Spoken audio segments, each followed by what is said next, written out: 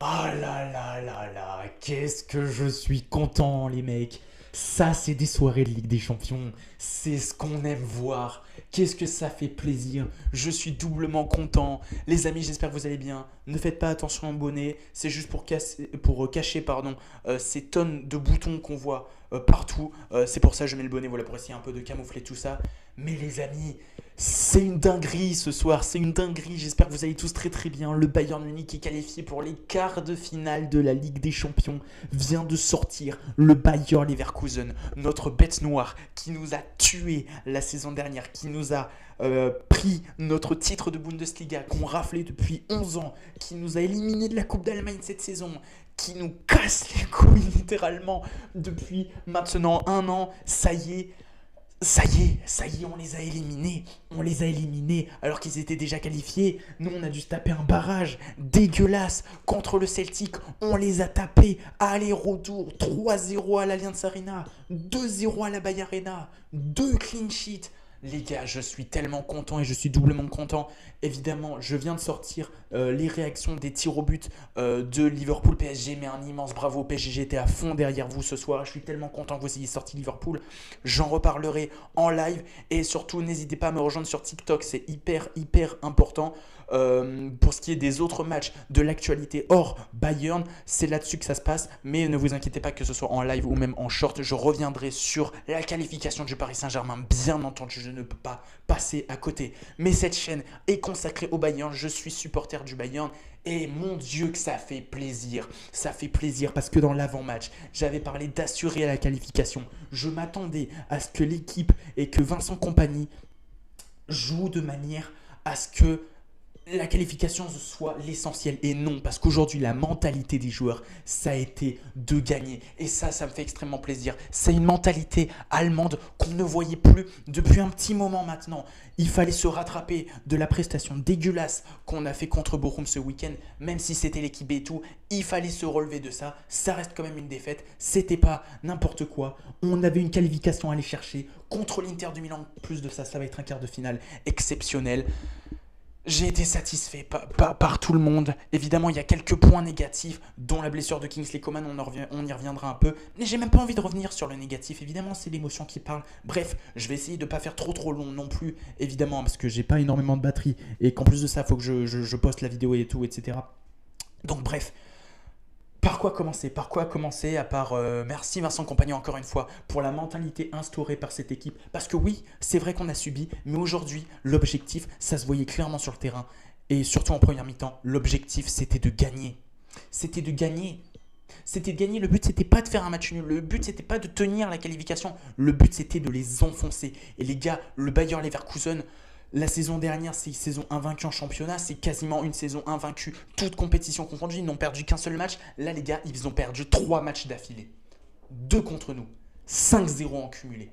Alors oui, ils n'avaient pas Florian Wirtz en face, mais ça restait le Bayer Leverkusen. Ça reste l'équipe qui nous a, encore une fois, désolé du terme, cassé les couilles pendant un an, sous Thomas Tuchel, etc. Bref, je ne vais pas refaire l'histoire, on la connaît, mais il fallait absolument les taper. Tu sentais que tu avais cette mentalité, cet esprit revanchard. Tu ne pouvais pas t'arrêter que sur un résultat. À l'aller, il fallait aussi les taper sur le retour. Et c'est ce qu'on a fait, les gars. C'est ce qu'on a fait. Et qu'est-ce que ça fait du bien avec des joueurs qui, encore une fois, ont montré un niveau exceptionnel. Des joueurs qui mérite clairement d'être dans le ballon d'or. Oui, voilà, les gars, je m'enflamme, je suis désolé. Mais il y a des joueurs, très sincèrement, Dayot Upamecano, Alphonso Davies, le match d'Alphonso Davies, c'est peut-être pour moi l'homme du match sur cette rencontre. J'ai l'impression d'avoir revu Alphonso Davies de la saison 2019-2020. En plus de ça, il est buteur. Il était déjà buteur lors du match au retour contre le Celtic. Il devient un homme clutch. Ça devient un mec clutch. Il est plus décisif que certains de nos attaquants. C'est incroyable. Le match d'Alphonso Davies était absolument exceptionnel. vraiment exceptionnel encore une fois. Harry Kane buteur, ce qui fait qu'il passe à 10 réalisations et il est toujours dans le haut du classement. Il rejoint Rafinha, il est juste derrière Rafinha. Il va égaler Serhou Guirassy, on verra s'il marque demain ou pas. Mais Harry Kane qui marque encore, ça fait plaisir. Et en plus, c'est pas sur un penalty. Et en plus, il fait une passe décisive sur le but d'Alphonso Davies. Que demander de plus Harry Kane encore une fois? J'ai même plus besoin de le présenter. Match après match, c'est toujours pareil. Les replis défensifs, les efforts dans le jeu, les passes, les efforts physiques, il se donne sur le terrain Harry Kane, mais mon Dieu, qu'est-ce que ça fait plaisir de voir un joueur comme ça. Et en plus d'être un finisseur redoutable, peut-être le meilleur finisseur d'Europe à l'heure actuelle. Bon, je m'enflamme évidemment, c'est le coup de l'émotion, évidemment qu'il y a d'autres joueurs en tête, Ousmane Dembélé qui a encore marqué ce soir, bon bref évidemment. Mais mon Dieu que ça fait plaisir d'avoir un attaquant comme ça. Mon Dieu que ça fait plaisir d'avoir un attaquant qui est présent dans les grands matchs. Parce que les gens qui se plaignaient, qui disaient oui Harry Kane dans les gros matchs c'est pas ça et tout. En attendant cette saison, Harry Kane, même contre la défaite du FC Barcelone, il a marqué. Il avait même mis un deuxième but qui était hors jeu. Là il marque encore. Contre le Bayer Leverkusen, doublé à l'aller, but et passe décisive au retour. Il est à 10 réalisations, il est en quart de finale de la Ligue des Champions, c'est le meilleur buteur de la Bundesliga, le mec a des statistiques extraordinaires. Alors évidemment, il ne faut pas juger que par les statistiques, et heureusement, et même si on juge au-delà des statistiques, ce joueur-là est exceptionnel, je suis en train de péter tout mon décor, c'est incroyable. Ah les gars, je suis tellement content. On retrouve un Bayern efficace, certes qui ne plante pas énormément de buts, mais qui se montre efficace. C'est des tueurs. Et c'est ça qui me manquait à cette équipe du Bayern, notamment sur le mois de décembre, le mois de janvier. C'était un Bayern tueur. Et on retrouve ce Bayern tueur.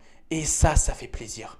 Ça fait plaisir. Michael Olise, même s'il n'a pas été décisif ce soir, il n'a pas staté, il a été extraordinaire, il a participé au jeu, il a aussi fait les efforts défensifs parce qu'on a quand même subi, il était là. Jamal Musiala c'est pareil, il retrouve petit à petit son niveau et ça fait plaisir, mais qu'est-ce qu'il est fort ce joueur, qu'est-ce qu'il est fort.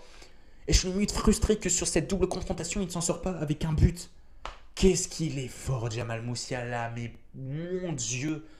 C'est incroyable. Non, vraiment, c'est incroyable. Tout était parfait, même le coaching de Vincent Kompany qui savait, à la mi-temps, il a fait tourner, il a fait reposer certains joueurs. Il y a Josip Stanisic qui est rentré, on est aussi l'entrée d'Hiroki Ito. Voilà, Vincent Kompany a parfaitement géré son match. Et pour ça, je le salue énormément pour ça. Merci Vincent Kompany, tu as fait ce qu'il fallait. Maintenant, il va falloir se concentrer sur ce quart de finale contre l'Inter, les gars. Et là, mon Dieu, que cette double confrontation, elle me hype de fou. Cette équipe de l'Inter, j'en ai parlé très récemment sur TikTok, c'est peut-être l'une des équipes les plus sous-cotées au monde. Il faut se méfier, ils ont gagné 2-1 contre Feyenoord, ça faisait 80-1 sur l'ensemble des deux matchs. Les gars, je suis trop content. Vraiment, je suis trop content parce que ça fait du bien.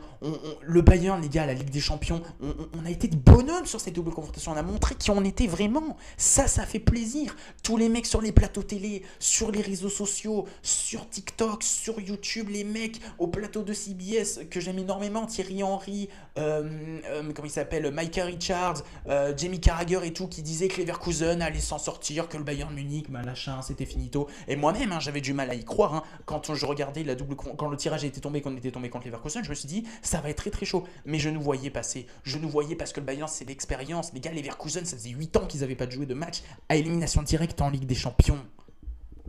C'est nous les patrons d'Allemagne. C'est nous la meilleure équipe d'Allemagne. Et on l'a prouvé sur cette double confrontation. Un Leverkusen qui est novice, qui a mal subi la pression, que ce soit aller-retour. Des erreurs qu'il ne faut pas laisser à ce genre d'individualité, comme Harry Kane, comme Musiala, comme Olise, et j'en passe. Urbig, j'en ai pas parlé d'Urbig, parce que ce soit aller-retour, il rentre à la place de Manuel Neuer, il fait un clean sheet à l'aller, il fait un clean sheet au retour. Et mon Dieu que ça fait plaisir de voir un gardien avec du caractère. C'est un gardien qui a du caractère et ça se voit sur le terrain. À la différence de Daniel Peretz que j'avais défendu, mais que maintenant je ne peux plus défendre au vu du peu de prestations de merde qu'il réussit à faire. Ulreich, même, ça fait je sais pas combien de temps qu'il est là, je n'ai jamais vu une seule preuve de caractère comme Urbig l'a montré ce soir. Et je sais qu'il ne fallait pas se fier au match contre Bochum parce que contre Bochum, c'était différent. On avait un joueur en moins et on avait surtout une défense qui tenait pas la route. Là, avec une défense en plus de ça qui tenait la route, en la présence d'Upamecano, lui aussi, il va falloir en parler. C'était des patrons ce soir. Si je dois retenir un mot de ce match, ce sont des patrons. Voilà. C'est aussi simple que ça. C'est une équipe de patrons. Et je suis content. Maintenant, on va revenir quand même sur le point négatif. Je vais en retenir 2 quand même des points négatifs sur cette rencontre, peut-être même 3. L'entrée de Serge Gnabry, qui encore une fois, après son match contre Bochum, où il loupe un penalty et tout, montre une fois de plus que ce mec n'a plus le niveau de jeu au Bayern Munich, qu'il faut absolument s'en débarrasser. Ce n'est plus possible. Physiquement, on le sait, c'est compliqué, il est fragile, techniquement, il n'est plus au niveau. Tu sens que même le mec est un petit peu en surpoids, j'ai vraiment l'impression par rapport à il y a quelques années. Ça y est, pas Leroy Sané, Serge Gnabry, pardon, c'est plus possible. Parce qu'il y a quand même certains moments dans le match, notamment en deuxième période, où on aurait pu vraiment les tuer encore un peu plus, hein, Leverkusen. Mais Serge Gnabry n'y est pas, je suis désolé, il n'y est plus. Il n'est plus au niveau. Il n'est plus au niveau. Ça, c'est mon premier point négatif. Mon deuxième point négatif, évidemment, c'est la blessure de Kingsley Coman. Et là, c'est quelque chose qui me saoule un peu parce que Kingsley Coman, je l'aime énormément. On le sait que l'année dernière, il y avait sa situation où on parlait d'un prêt, on parlait d'un départ tout simplement. Hein, de Kingsley Coman, on l'envoyait en prêt, je sais plus, je crois que c'était au FC Barcelone, si je dis pas de conneries, ou à Manchester United.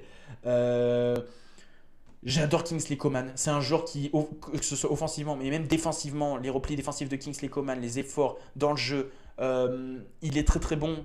Excellent, j'ai rien à dire là-dessus, mais il n'est pas fiable. Non, je suis désolé, il n'est pas fiable. Trop de pépins physiques, Kingsley Coman. Beaucoup trop de pépins physiques. Ça a toujours été son point faible. Et encore une fois, bon, bah évidemment, il n'y peut rien. Malheureusement, c'est pas lui qui gère ou pas ses blessures. Hein. Mais ça commence à être compliqué pour lui. Ça s'accumule. On a beau être patient, mais c'est vrai qu'au bout d'un moment, ça commence à être fatigant.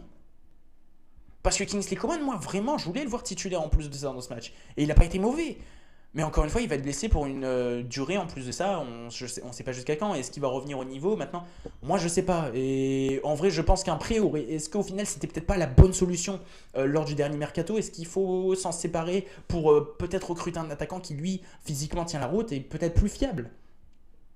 Après, trouver un attaquant du même profil que Kingsley Coman, c'est pas évident parce qu'il n'y en a pas beaucoup des attaquants qui font autant d'efforts, notamment en défense comme lui. C'est très très compliqué et en plus de ça, d'être très habile techniquement avec la balle. Donc c'est chaud. C'est chaud et c'est chiant. C'est très très chiant. C'est le deuxième point négatif. Et le troisième point négatif, bon là c'est vraiment pour titiller, mais Minge, alors oui, il y a eu un clean sheet, c'est vrai, mais encore une fois, les relances de Minge, c'est plus possible.